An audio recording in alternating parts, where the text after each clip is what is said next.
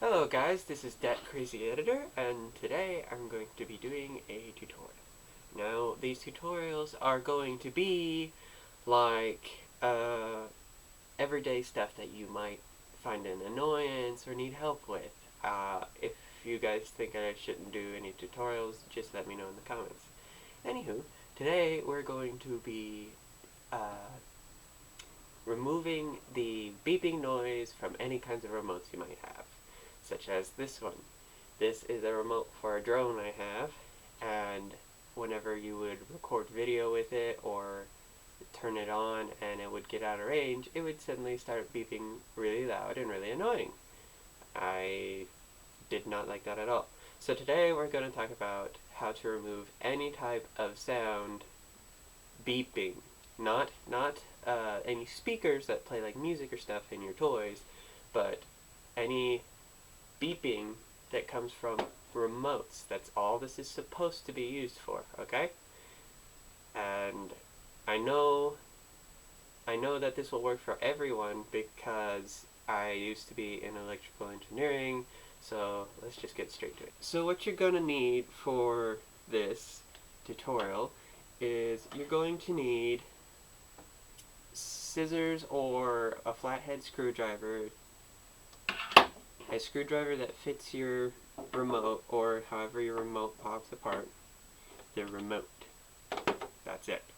Okay, so you always want to pay attention to where the buttons are on a remote because these buttons aren't always attached. Like, I know that these triggers aren't attached. They're actually slotted into the remote. So let's go ahead and take that apart. I'll probably fast forward taking this apart. Audio Jungle.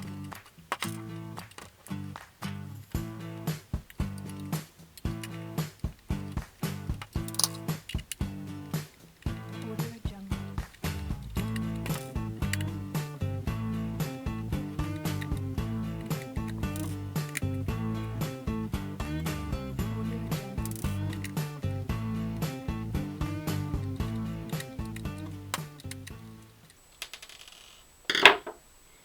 Okay, so that's all unscrewed, and for most remotes it doesn't really matter which screw goes in which hole because they're all the same. Anywho. Alright, you guys might be wondering, what's this little piece right here? Alright, well, this is called a piezo, and it is basically the beeper that is in every single remote and every single device that has a beep. This is not meant for playing music. This is meant for beeping. Okay, it can beep different tones, but this is what you need to remove, okay? And it may come in different sizes, but it's always going to look just like that, okay?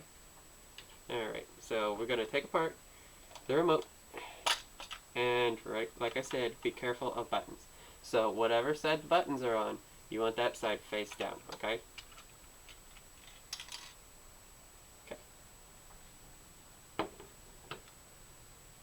So see, I kept the buttons all where they're supposed to be, because they do come out. These ones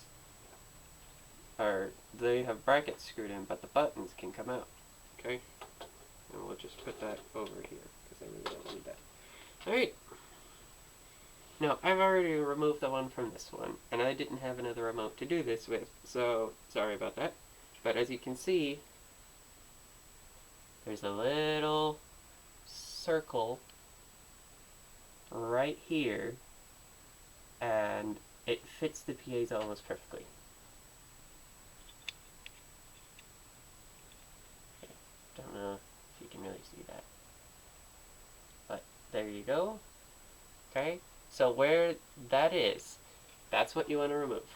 I took it out by taking my scissors or flathead screwdriver, sticking it right underneath, okay? You might need a flathead screwdriver because these scissors are pretty thick, but what you want to do is you want to use it like you're trying to take staples out, okay? So you want to wiggle it left and right, not just pry it on using the chip as leverage. This is your chip that makes everything in the remote work. You don't want to break it, okay? So you want to pry it left and right, barely even using, hopefully not using it at all as leverage, but if you have to, just barely using it so you don't break it. And remotes like these are pretty heavy duty anyways, because they know you'll drop the remote. So, anywho, and that should come right off, and you can just throw that away or keep it for your own personal beeping use or whatever, because it'll still be good. It's just soldered onto there, so you can still use it. But anywho, after you get done with that, you put the remote together, and there's no beeping. Now, I could put this remote back together, but then you guys have to watch me screw things back together. I don't think you want to do that. Plus, I already told you what you need to do, and if you already know how to do that, then all you have to do is put the remote back together. On this specific remote, like I said, it's got these triggers here. Now, their triggers are kind of backwards. When I say kind of backwards, I mean you have to put, this is the word stunt, right? And you would think, oh, well, since this turns this way, you have to put stunt like this, and that'll work. Well, there's a design flaw in this one, and you have to put it this way, or it won't work. I don't know why. So it actually has to be right side up when you put it on the thing, and then when you flip it, it'll be upside down. I don't know why. Anywho. Right, so there's that. Anywho, guys, this is a tutorial, my first tutorial for my entire channel. If you have questions about things that you find a daily annoyance and you need help with, please ask me and I will try to help you out as best as I possibly can. But anywho, this has been Dad Crazy Editor, and I will show you all another method of madness the next time I make a video. See ya!